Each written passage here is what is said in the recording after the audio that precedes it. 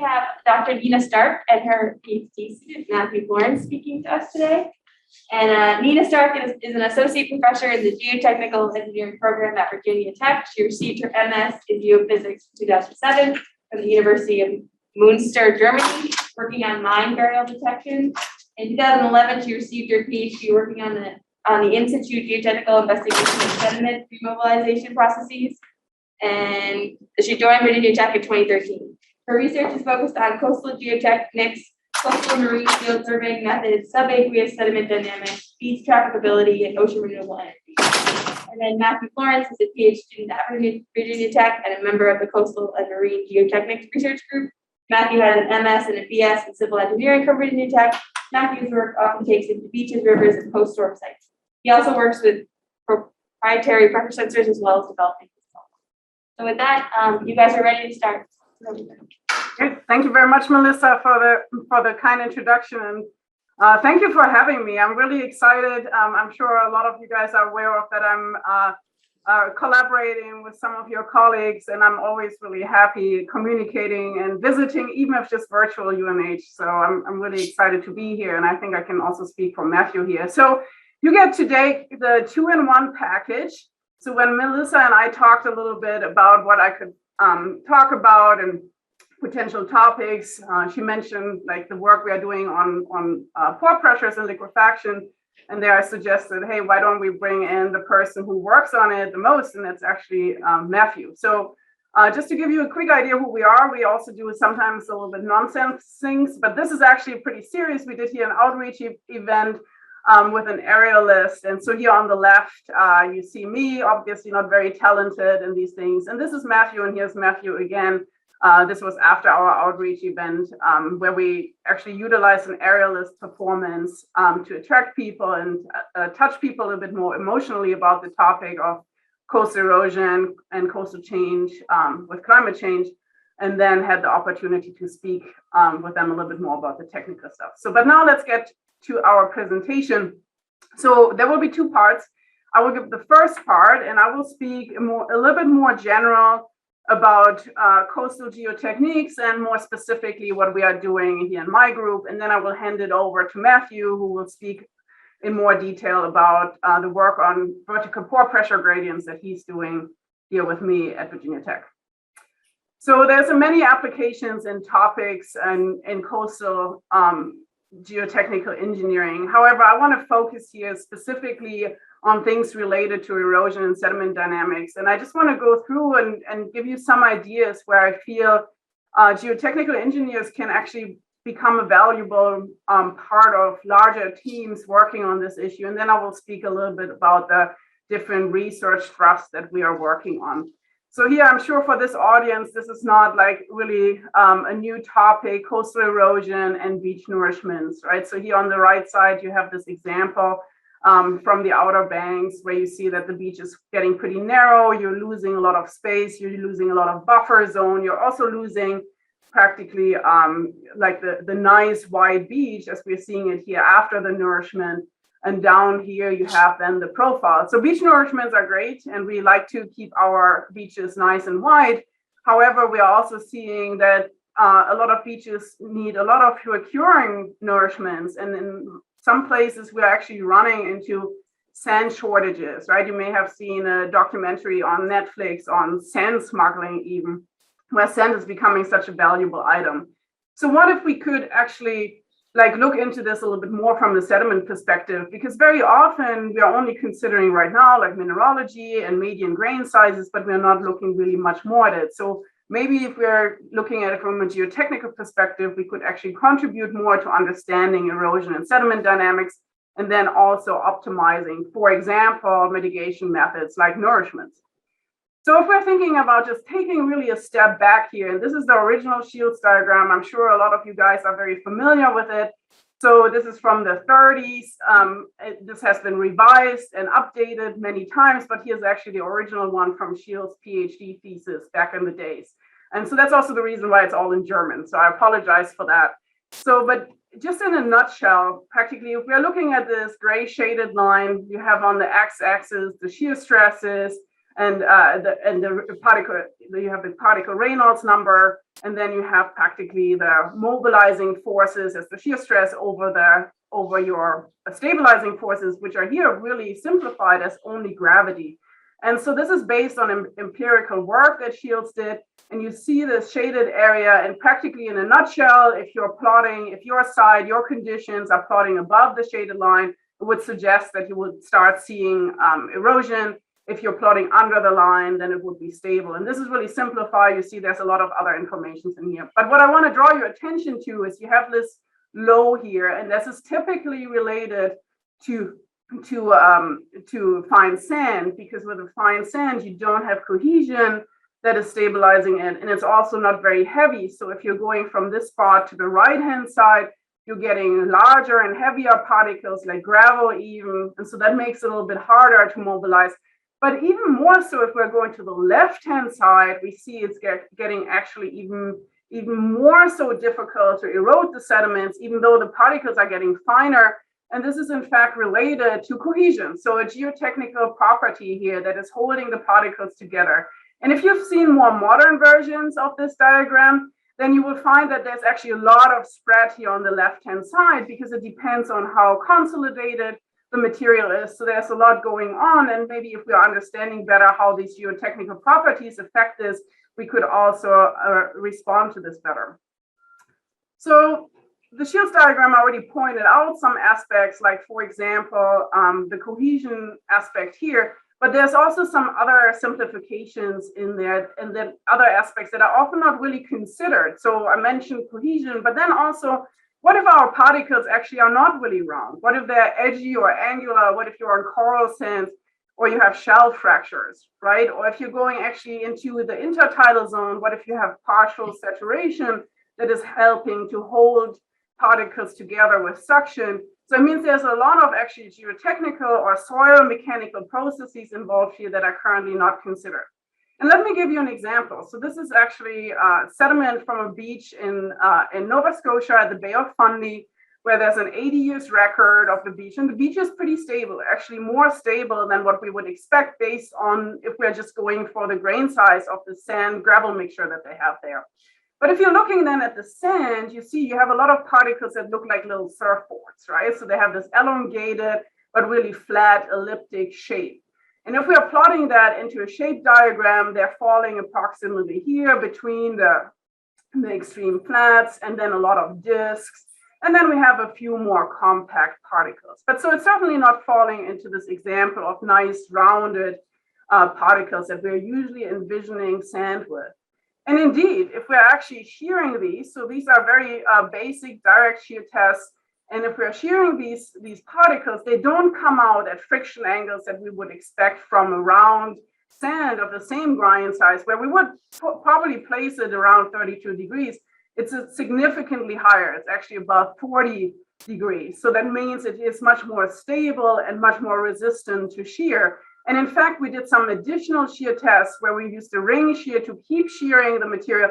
And we would see that these particles actually arranged themselves first flat, and then they started practically like a fence, all locking into each other and got really, really strong. So this is a really great example that things like particle shape can make a great difference. However, we are not really accounting for this. So geotechnical engineers can assist with that, with a more detailed sediment characterization and a better understanding of the sediment response to the different stresses. And let me move into another aspect here. So groundwater dynamics. We know that groundwater dynamics are, first of all, at beaches really, really complex. And then they also affect beach and tidal flat geomorphology. So here's just an example from a paper by Diane Horn from 2006, where she has this conceptual sketch. You will also notice that there are still some question marks in there. So there's actually zones that are still quite questionable how that exactly works. However, if you have like a seepage phase here where you have exfiltration going on, so that would be actually a place where you would expect more erosion occurring. So that means that these processes of infiltration, exfiltration can actually affect your erosion and geomorphodynamics. So we did actually some measurements in Sylt, and we got a very surprising result. And this is related to these groundwater dynamics in the sense that we have here 4 pore pressure sensors, of which one is just like about 10 centimeters in the ground, and then they're going deeper and deeper into the ground. And so if we're starting with the purple line, the deepest one, and we're looking at this drainage path during low tide, we are seeing exactly what we would expect to see, that the groundwater is going down through the low tide and the ebb tide. And then if we are going towards a little bit higher, we just see the difference in the height of the sensors, and the same applies up to the second, most to the surface sensor. But then we are seeing something slightly different, that we actually are seeing these swash effects. So what you're seeing on the top sensor is practically infragravity waves coming up to the beach and then being drained more at these shorter intervals. So that all of that seems pretty reasonable. However, what is quite surprising is, why don't we see this on these other sensors? So why don't we see, in particular the next one, that actually we also see these infragravity waves affecting a sensor just beneath that? So we have only very limited data set yet that shows this, but one hypothesis that came up is that actually in a partially saturated zone, that may actually serve as something like a decoupling layer. So we know that if we have partial saturation, that particles are actually through suction being kept stronger together, but also that the air in between actually creates a little bit of a change in also the flow through mechanism. So what if it actually would serve as practically a shielding layer or a decoupling layer? That would mean that then during infiltration, you would actually not get that the water is just infiltrating practically vertically down, but it may actually be more being redirected on top of this partially saturated layer.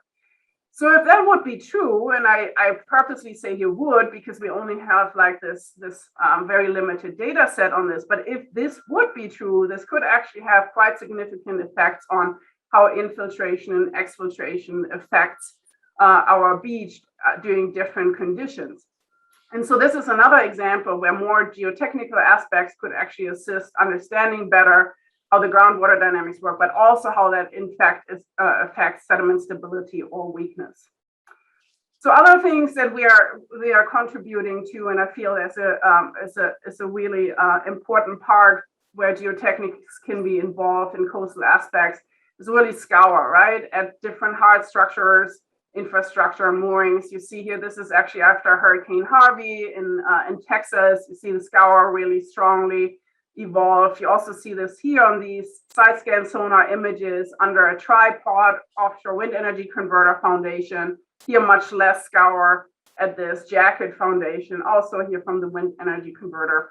But then here, I want to talk a little bit more about this example in a second.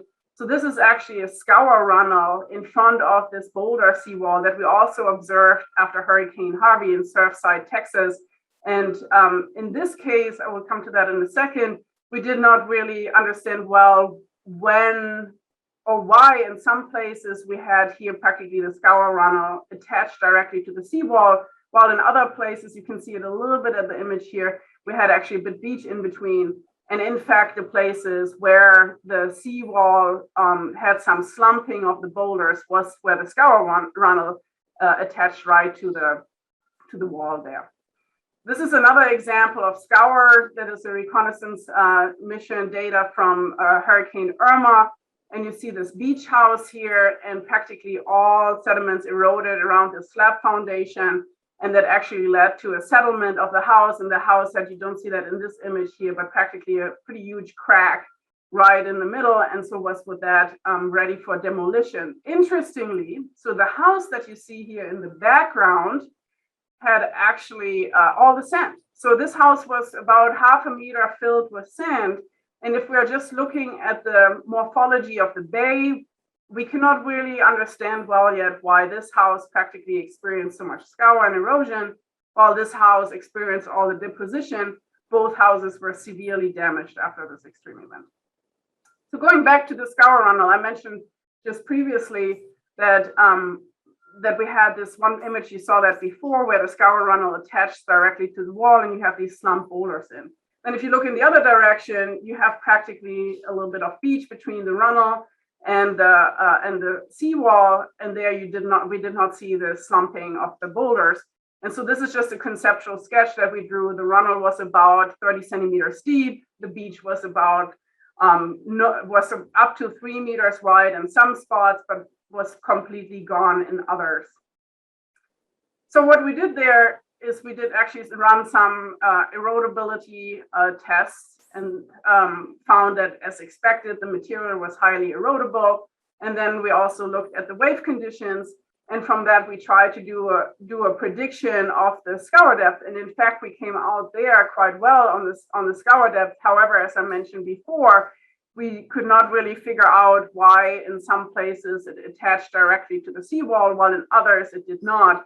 And so here is another great potential where I see that geotechnical engineering together with coastal engineers and structural engineers could look more into it, because in this case, the seawall did not fail. However, really developed a weak spot after the event. And if there would have been a second event right after, that could have been like a future failure site. I would also like to mention nature-based engineering earthen structures.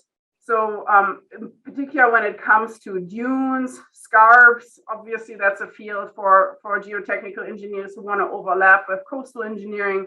And here I would also like to point out to really consider what role does vegetation make, but also we're thinking about these little burrows. What does that do to our scarp? And we see here actually some slumping in of the scarp after drying out, going back to actually, again, like the partial saturation here that holds it as a stable wall as long as it's wet, but then it's actually, as soon as it dries out, it starts slumping. So another important process here.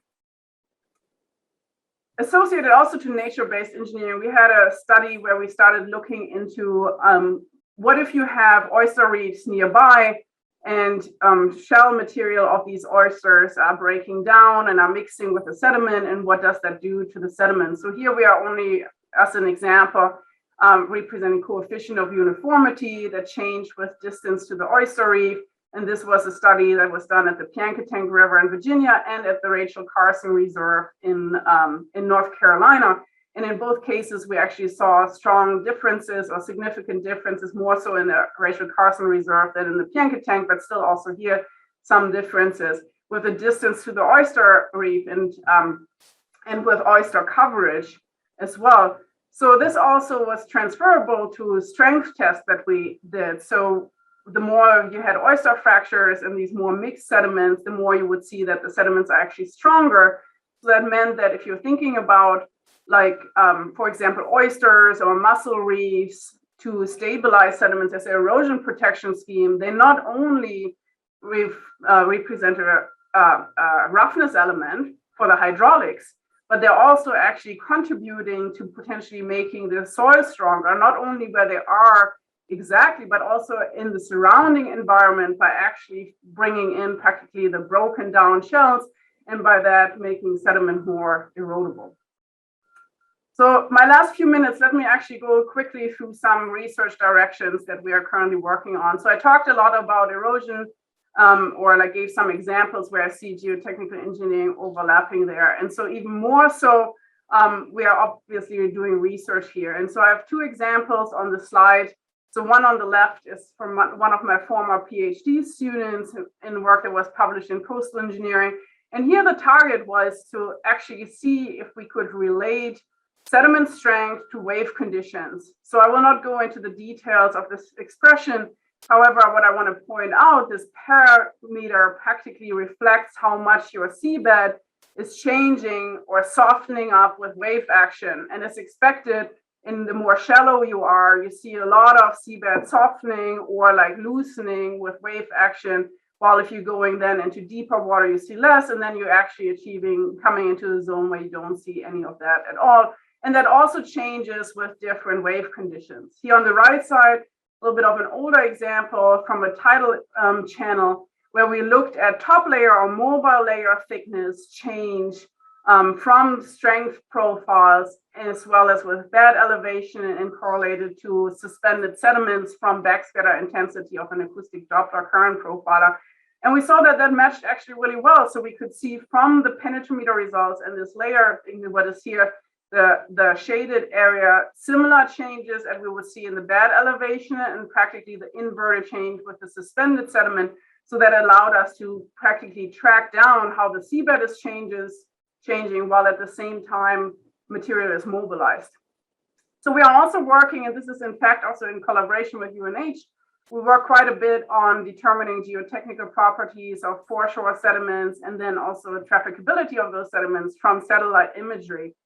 And so one really simple way to look at it is just to characterize the material from the satellite images, looking at the reflectance histograms. So here you have actually data that one of our undergrad researchers worked on. And he looked on Google Earth for sites where we knew there was gravel, sand, quartz sand, carbonate sands, and mud.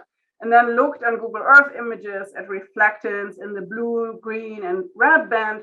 And you can see very, very nicely how you see different signatures, reflectance signatures for these different materials. But you can go even further. So my PhD student, Julie Paprocki, has been working on getting moisture contents. And so she calibrated near-infrared reflectance against moisture content for quartz sand beaches, and then applied that to actually derive the moisture content directly from a satellite image and compared it in this case to measure it. And you see that we actually achieved a really good fit here. And similarly, we're currently working on synthetic aperture radar images that we collected actually in collaboration with you guys at the Great Bay Estuary. And here, this is actually Adams Point mud, no, on the other side, sorry. We have here the mud flats, the different ones. And you see very, very nicely how you have the drainage channels reflected in the satellite image. Keep in mind, this is really extracted from a satellite image. For the synthetic aperture radar, it's a little bit more complex to actually get the moisture content. And then with the mud, we are also exploring currently how different sand contents are affecting this. But I thought this image is a really good example of how much resolution, how much potential there is. So we are also working on rapid seabed characterization for unexploded ordnance, site assessment and management. So more specifically, we're looking into using these portable freefall penetrometers to calibrate then other remotely sensed techniques, like for example, a sonar, as well as to just assess like the erodibility or susceptibility to liquefaction. So the idea is that you're using this really easy to deploy instrument that is also not very heavy and would not interact much with objects. And from that get a soil profile and then could calibrate, for example, an acoustic instrument for a more specific soil profile so that you improve practically your interpretation towards not only detection, but also classification of objects. And here you just see, like as an example, how the line represents here the penetrometer derived undrained shear strength, and this is compared with mini vein shear results, and we really get a good match here. So you can imagine the time saving using the penetrometer over having to take samples, get them to the lab, and then get tested. So we are also, I already mentioned extreme events, so I will not talk too much about this here. And then I would like to mention, I have mentioned it a little bit, but we are looking at correlations of acoustic sensors with geotechnical seabed properties, and then scour, as I've mentioned before. So just as a quick takeaway for my really rapid and very fastly spoken overview, here's some things that I feel are like my main message. So that geotechnical engineering can really contribute to a number of coastal applications and issues. And I think there's a growing need and acknowledgement for a space for geotechnical expertise in coastal engineering and science projects.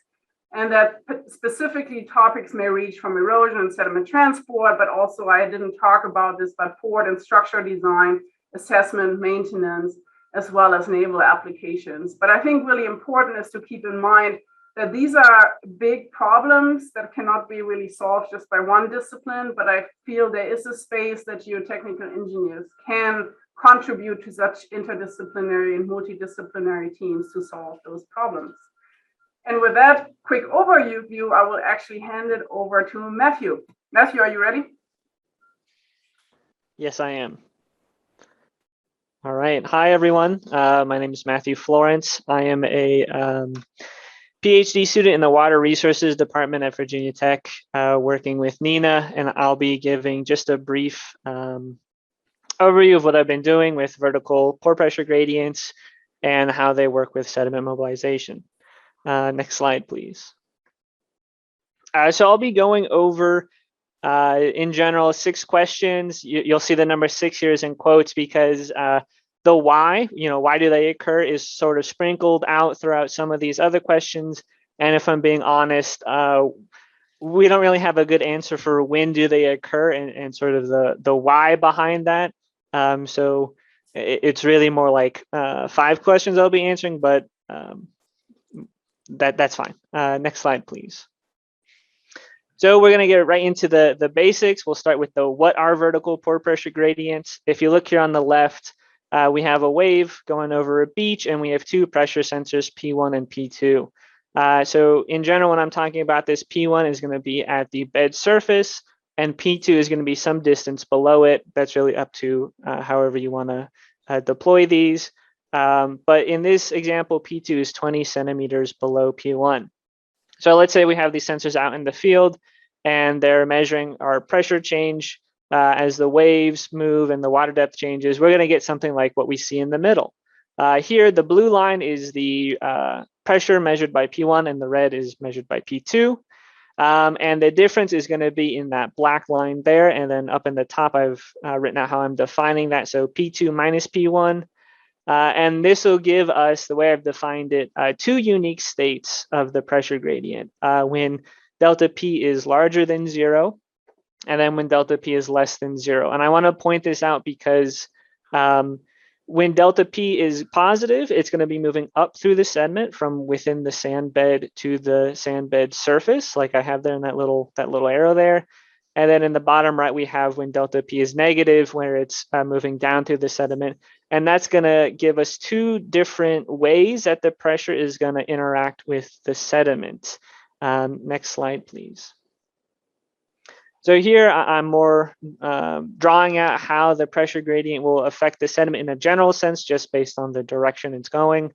So in the far left, we have the no wave scenario. This is very easy to think about. Imagine just throwing a rock into a lake. When it hits the sand's going to move a little bit as it gets struck by the rock, and then eventually the rock just rests there. But if we have a negative gradient going downward, which we generally see in the wave crest here in the center, that pressure gradient is going to be going down, pushing down on the sand, compacting it, densifying it, whatever you want to call it, and in a sense, strengthening the sand, right? A denser sand is generally stronger than a looser sand. And in this case, if we throw the rock in, it's going to rest on the top maybe more easily without as much deformation, as the sand is stronger than the no wave case. And on the right here, we have the good stuff, the exciting part. We have the wave trough where the pressure gradient is upwards, going positive. And here, as the water moves up with the pressure gradient through the sand, it's going to weaken the sand, opposite to what we saw in the wave crest, and make the sand sort of get pushed apart. And if this gets large enough, if this gradient gets large enough, it's going to liquefy the sand, which means the sand is no longer holding itself together and will instead flow like a fluid, like quicksand. And this is the interesting part, because here, if we were to throw a rock in there, or if you were to jump into quicksand, you would sink through and you wouldn't be supported. And that obviously has implications for sediment mobility, right? If it's moved easier because it's behaving like a fluid and not like a granular material. Next slide, please. So here, I've talked about sort of briefly what they are. Let's get into why they happen. What causes them? There are 2 main processes, if you want to think about it like that. The first one is attenuation on the left.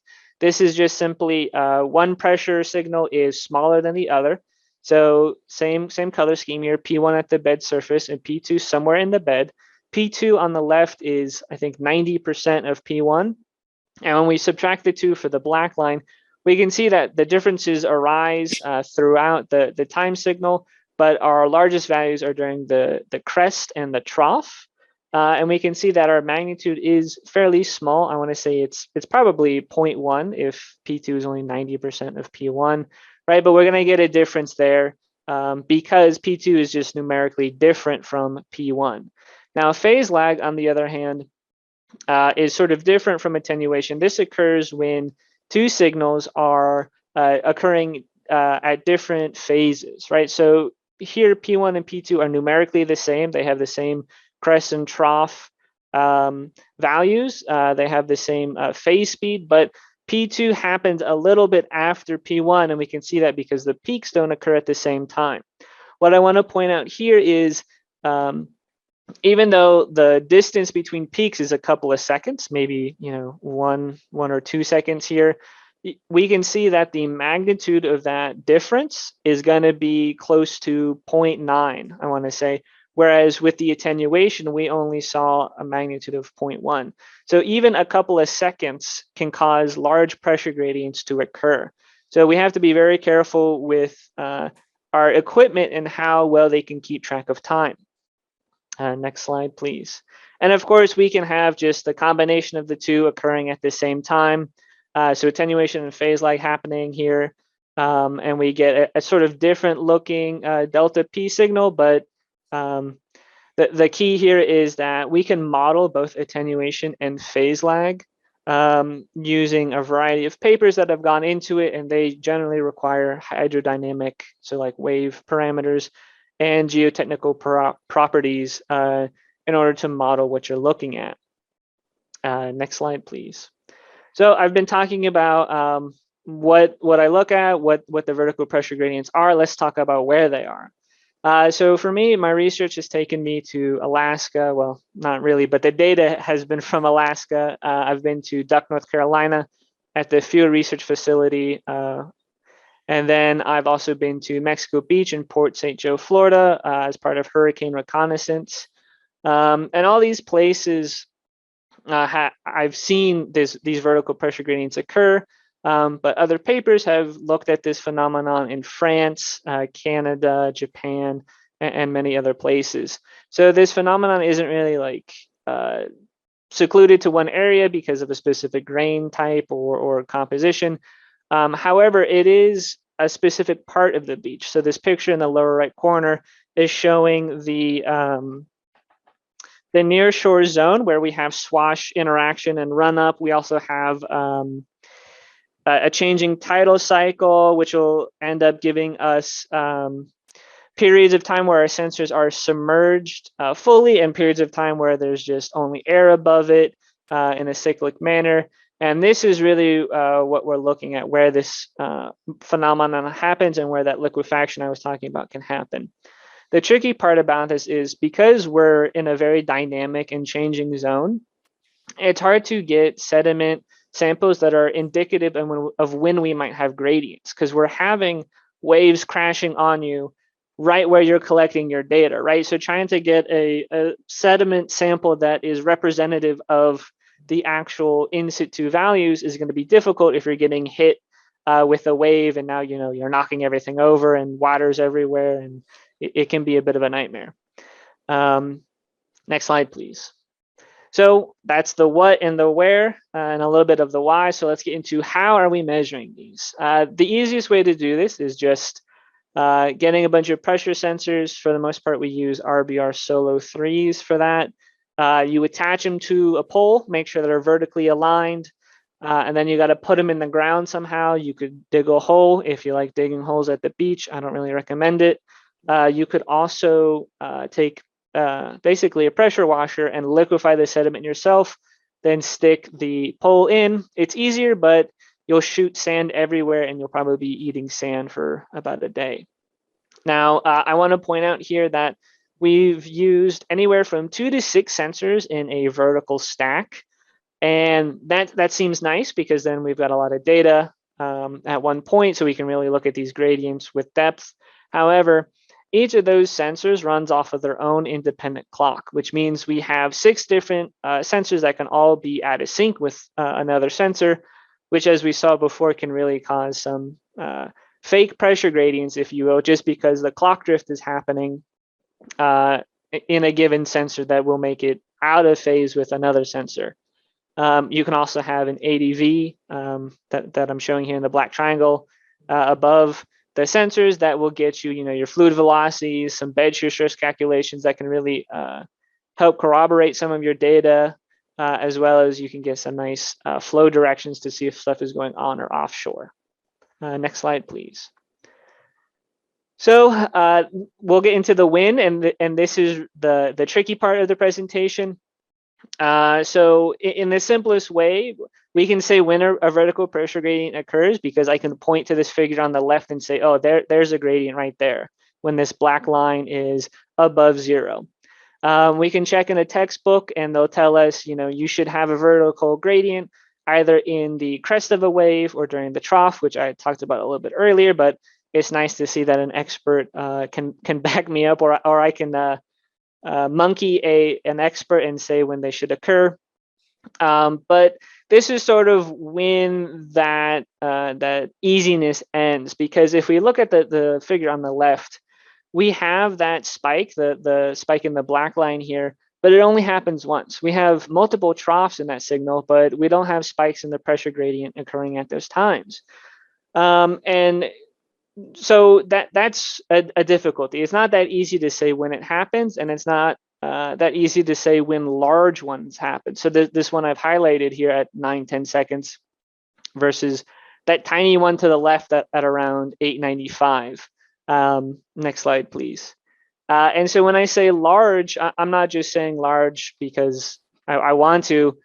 We do have ways to define, I guess, the severity of a gradient, if you want to think about it. So here I have an equation from Mori et al. 2007. It takes in some sediment properties and some densities, and we can get a threshold value where if the pressure gradient is larger than this value, the sediment will theoretically liquefy. And that's going to be our worst case scenario, because once it's a fluid, it'll have a harder time resisting shear stresses. And then, of course, answering the when do these gradients occur? I mean, I can calculate this value here. It's not super difficult. We can put it on some data like I've shown at the bottom, and I can point to where the black line crosses this dashed green line. However, if we look through this data set, it doesn't happen all the time. It really happens, 1, maybe 2. I don't know about that 41.9 minute mark is doing, but it really only happens once. And you also notice it happens during a crest and not a trough like we saw before. So hopefully I'm slowly revealing to everyone that it's kind of difficult saying when it happens or why it's happening when it does. Next slide. Now here's just a boatload of data following a tropical storm. This is Tropical Storm Melissa in October 2019 at the FRF. Each data point here represents an average value over a 1 hour segment. All you need to know for this one is that blue means our pressure is liquefying the sediment. Red is it's not quite there yet, but it's pretty big. And black means it's the smaller one. So here I can't tell you, at what sort of hydrodynamic properties are we causing these large gradients to occur. It's happening between, 0.75 to 1.5 water depth. It's happening anywhere between, in this top right corner, a range of frequencies, which translates to about, 6 to 14 second waves, which is a very common, wave period, especially in the area we're looking at. And our significant wave heights don't really tell us anything. It's sort of in a range. It's neither the maximum nor the minimum throughout any of these plots. All we know is that it occurred over this brief 2-day period that we see in the lower right corner, but we don't have an agreement onto when it's happening at these times or why it's happening at these times. Next slide, please. So here I'm showing just some more data, but this time from August 2021, so a couple months ago. Holy cow, it feels like forever ago. But here we had, I want to say, a tropical storm or maybe a Hurricane Larry or something. Don't quote me on that. But here we have water depths that were a little smaller than what we just saw from the tropical storm. What was it? Melissa, sorry. And we're seeing very small pressure differences, right? Upwards of 0.15, whereas before we were seeing 0.4. So large enough to liquefy in the previous figure, but nowhere near doing that here. We don't really see a trend in the water depth or the wave periods with the max pressure difference. Next slide.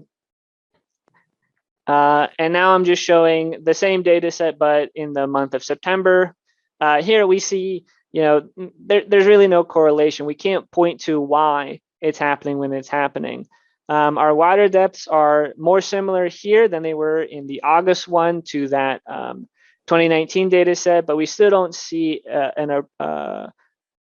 a relationship. We might see one where we have these spikes in the water depth just before the 50-hour mark and in the 225-hour mark where we have these spikes, but we don't see enough of these consistent enough to really say, okay, there's something there.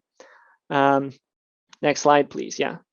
So now we're looking at some data from that 2019 set, and this time this is the asymmetry and skewness of the delta P signal.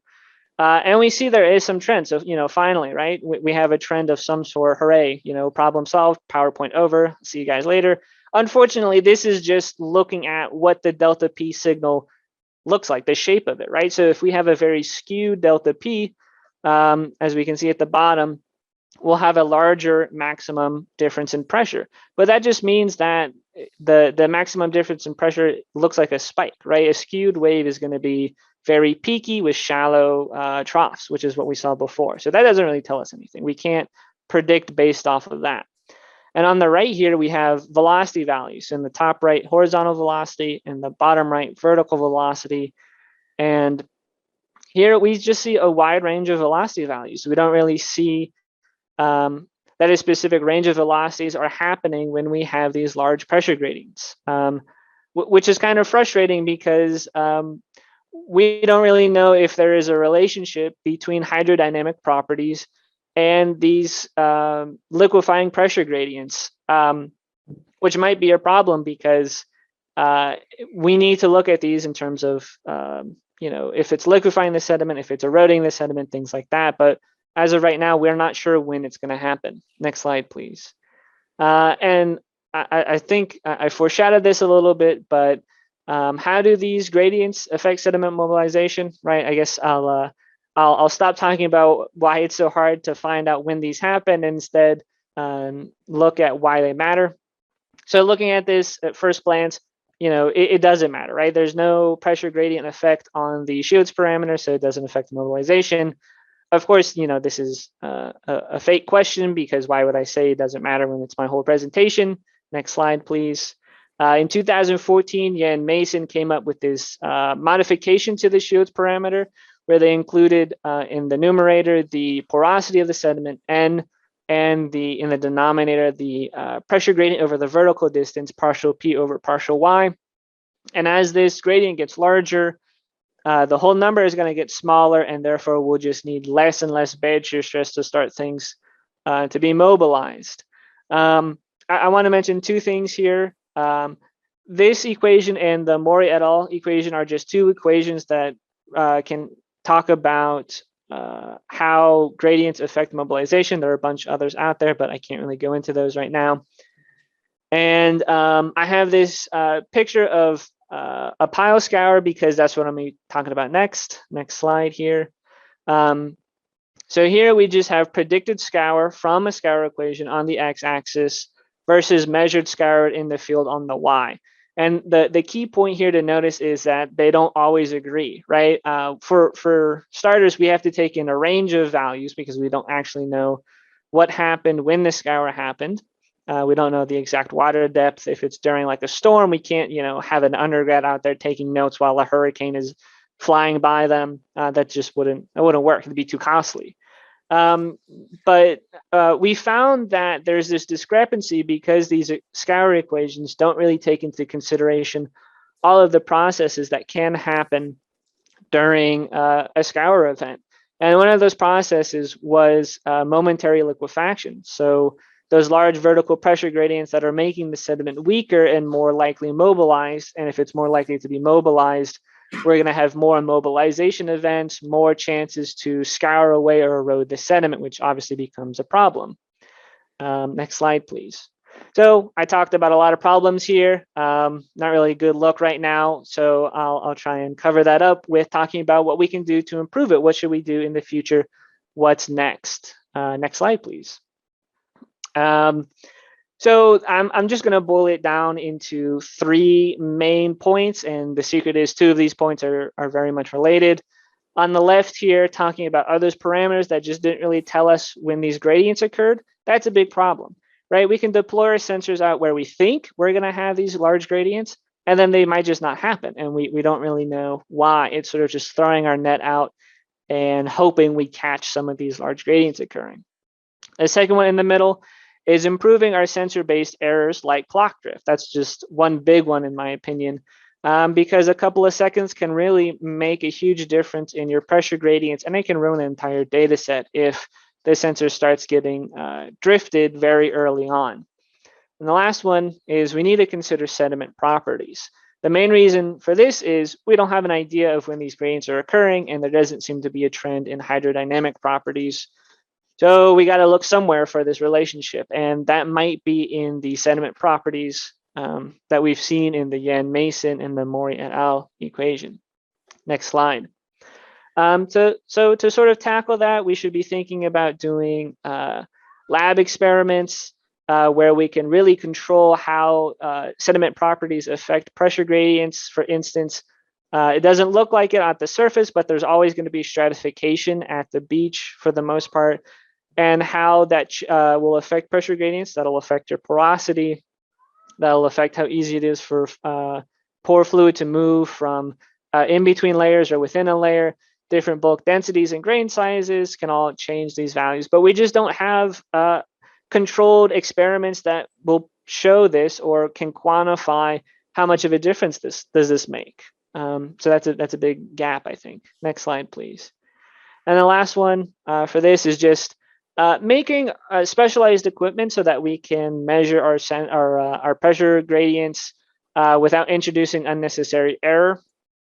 And if you look at a lot of the sensors on the market, a lot of them are just one clock, one sensor, which can be a real pain when after you've collected all 6 of your sensors over, a 2-month period, you found out 30 days in or halfway through that they all started drifting about 3 seconds from one another. And now your whole data set is kind of wrong because everything is off by a few seconds, and it can be a nightmare. Next slide. So to wrap this up, vertical pressure gradients, they occur at the intertidal zone, the nearshore zone, whatever you want to call it, when we have a difference in pressure between 2 points, which can be caused by attenuation and phase lag, or obviously the 2 of them combined. The sediment under the wave trough is often weakened to the point where it can be liquefied, which is no good because it'll be eroded very easily. And there are huge areas of improvement for this because we don't really know when these gradients occur, and that might be because of lack of understanding for geotechnical properties. Thank you. Does anyone have any questions? Tom? Go ahead. Is that me? Yeah, go ahead. Yeah. Sorry. Yeah, thank you both. Thank you, Nina, and thank you, Matt. A great introduction as well to geotechnical kinds of stuff. Makes me wonder what I've been doing for the last 25 years. I've been missing the boat a little bit. You guys are obviously, I think, right on top of really cutting edge kind of research that's super important for nearshore stuff. Thank you. Coming from the engineering field into the nearshore world has been eye-opening, I think, for a lot of people. So I have some questions for Matt, actually. Very specific questions. So I'm interested in the frequency or the period stuff that you had, especially in your section 9 on life's latest mystery, where you weren't sure exactly why things were occurring when they were occurring. And 2 things came to mind was, one was infragravity waves and the influence of infragravity. You mentioned intertidal kinds of stuff, and I wasn't quite sure how close you were in your measurements to the swash, or when the infragravity energy starts to get pumped up, especially during storm periods. I noticed that some of your periods and some of your figures were really, really large periods, 20, 40, 50 second kinds of periods. So that's clearly getting into these infragravity kinds of waves. Those aren't the incident surface gravity waves. Do you have any feeling for how infragravity motions might, in the phase of the infragravity wave, might couple with the incident waves at those locations to lead to these sporadic episodic events that you see? Yeah, great question. So specifically referring to, I guess, any of the figures that have those large periods, generally when we get those, it's a direct result of just having all the data being processed at once, and then you get some very weird, data sets that are mainly just exposed to the atmosphere and aren't actually submerged. But in the ones where we do have 20 to 40-second waves, the difficulty with that is when you have longer period waves, they are attenuated less as they move through the sand itself. A lot of the attenuation happens in your shorter period waves. I don't know the exact number or if there's a specific cutoff. So looking at them individually, a longer period wave is probably not going to be causing these gradients because you have less attenuation and I believe less phase lag. Don't quote me on that, because as these long period waves, they can move more easily through the sand, whereas your shorter period waves, much faster, are going to be dampened out as they move down through the sand, which is going to be causing a lot of that attenuation or phase lag that we see, if that answers your question. Yeah, I think that sort of is getting at the attenuation timescales associated with the frequency dependent motions. I can see what you're getting at with that. It also occurred to me that there are times just being, in the near shore, in the swash where things are being exposed and then not exposed. The downwashing events collide often with the uprushing events, and you get really dramatically turbulent motion at those places, and those vary depending, sporadically on where you are in space and time. I just wondered maybe if there were some interactions between the uprushing events, which are largely going to be, the infragravity will be slow, but the incident waves will be large, but the downwashing events will be dominated by the infragravity. And so maybe there's something to be looked at there. I'd have to think a little bit more about that. The second part of my question, since I still have my hand up, so it has to do with crests versus troughs and the nature of the pore pressure changes that occur at depth in the sediments. So near the surface of the sediments, the response of the pressure field is going to be much more rapid than it is further down in the water column.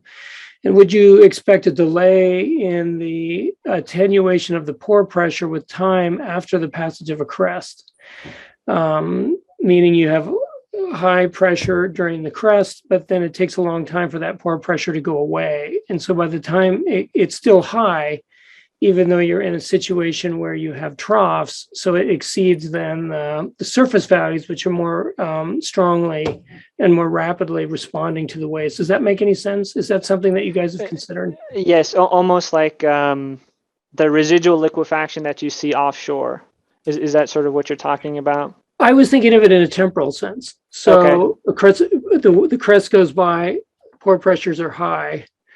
And then the trough goes by and the pore pressure at the surface responds more quickly than the pore pressure at depth. So it's still high, and it hasn't attenuated from the passage of the crest. And so there's a delay in that pore pressure field.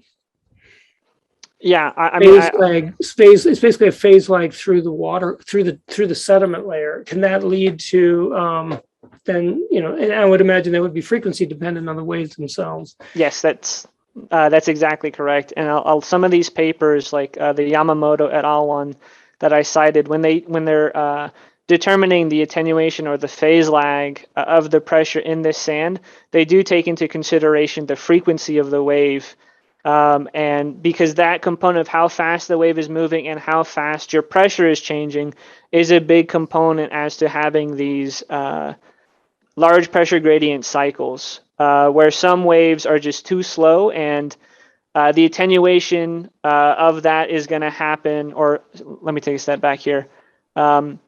If you have really longer period waves, right, you have more leniency for the pressure to release or return back to normal before the next crest hits.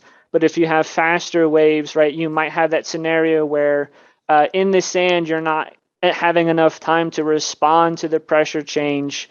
And then you start getting sort of these attenuated or lagged events where, you know, in the bed, your sand is feeling a different pressure, whereas your bed is responding immediately as the waves, or close to immediately as the waves are coming overhead, if that makes sense. I think so. I have to wrap my head around it and just think about how the functions for the pressure fields with depth in the sediments vary through time and depth. And I have to think more closely about that. Thank you, though, for those detailed answers and also for the presentation. I appreciate that. Thank you. Do you want to go ahead? Well, thank you very much, Matthew and Nina, for a great presentation. I really enjoyed that. A lot of discussions were mentioned here. This is an inherently very complicated problem.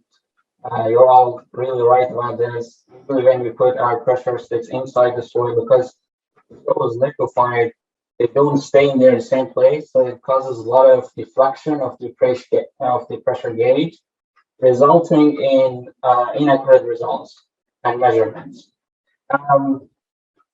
So Tom mentioned also that the pressure levels remain high when you have one cycle of the wave. You mentioned about residual liquefaction. I think the last key here in your presentation was the level of degree of saturation of soil. So when we have partially saturated soil, that very short pressure gradient is observed, but at the same time, we are not having the progressive buildup of pore pressure because the physical mechanism of the pressure increase is different. So my suggestion is to find a way to measure the level of saturation levels, like degree of saturation, and based on that, you can have a better judgment over the mechanism of pressure increase. So based on analytical situations and analytical equations, when the soil is fully saturated, those peak pressure gradient is no longer happening, and we have a gradual increase of pore pressure.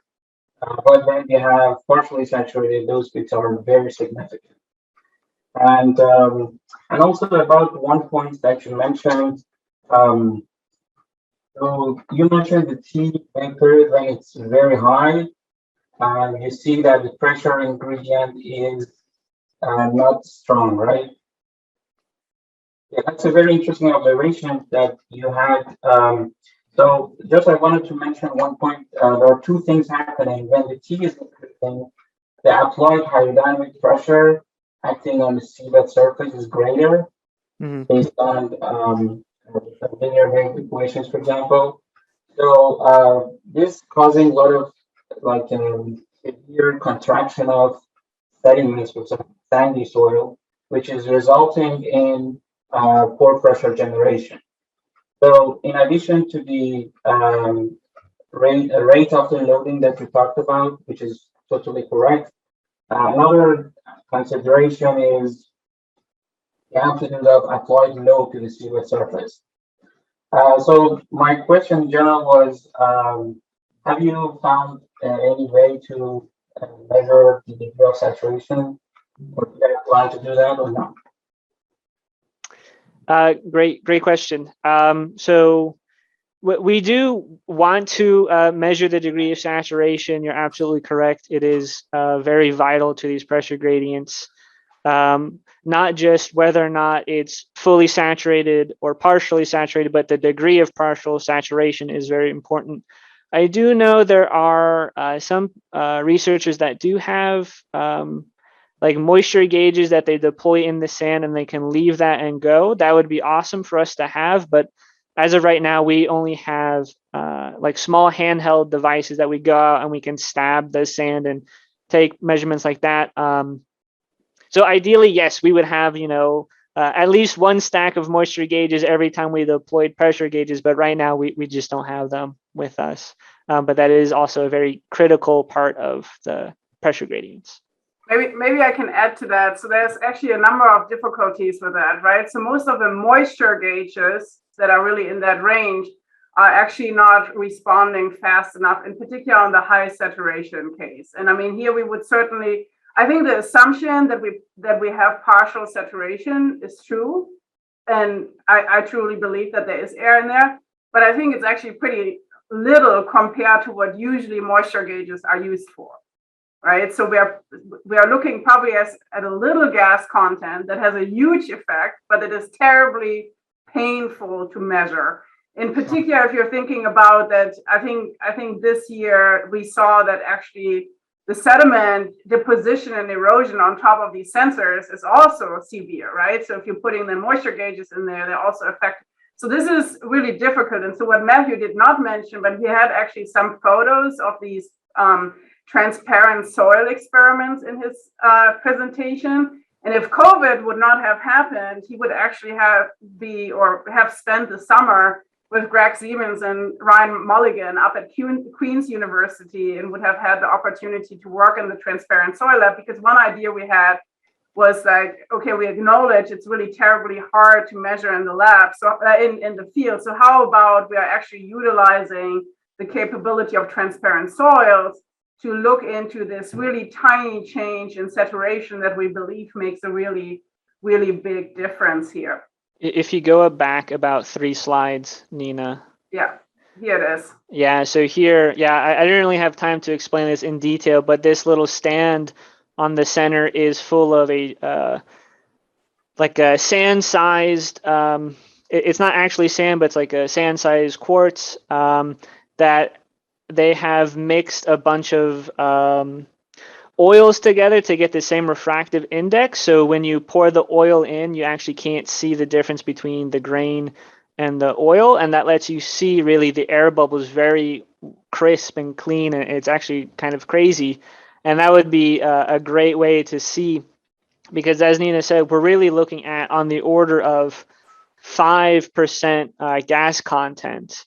And that's really, so seeing the difference between 100% and 95% is a very small difference. And, so I also did that answer your question, Amin? Sure, yeah. Thanks so much. Very impressive work. Great. Thank you, Amin. So I see there's two questions in the chat. So the first is, thanks for your presentation, great delivery and flow. Thank you for that. And is it always that the sediment would have to be inundated for there to be poor vertical pressure gradients? And I think that's actually associated to the discussion we just had, right? So in particular in this intertidal zone where we have the inundation, we would expect that there's partial saturation, and it makes it so susceptible to this issue. I don't know, Matthew, if you want to.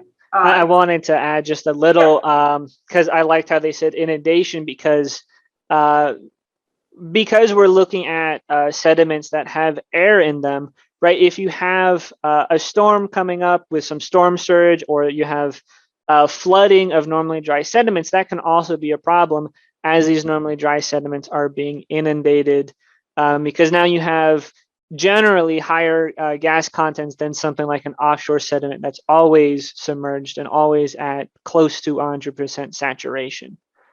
Then there's a second question. Are there controlled environment experiments being considered with varying grain size, and maybe saturation levels, which perhaps can give a pointer to when, how, and maybe why it does happen? So this is also a great question. I think we have the right slide for this here, because again, that was actually Matthew's summer plan to work, as I said, like in Greg Siemens' transparent soil lab, but also in the big wave basin with Ryan Mulligan at Queen's University. And that could unfortunately not happen due to COVID this summer, but we still have it on the radar for in the future. Yeah, the biggest issue with sediments is they can be so variable. You could, change them in a million different ways and they would all be unique. And so really being able to identify which are the key parameters and how much they matter, and being able to change those and control those in a lab is very important. And as of right now, I don't know of a study that is really looking into this or has the same capability of the transparent sediment that we see at the Royal Military College. Great. Thank you for all the questions. Really appreciate it and your attendance.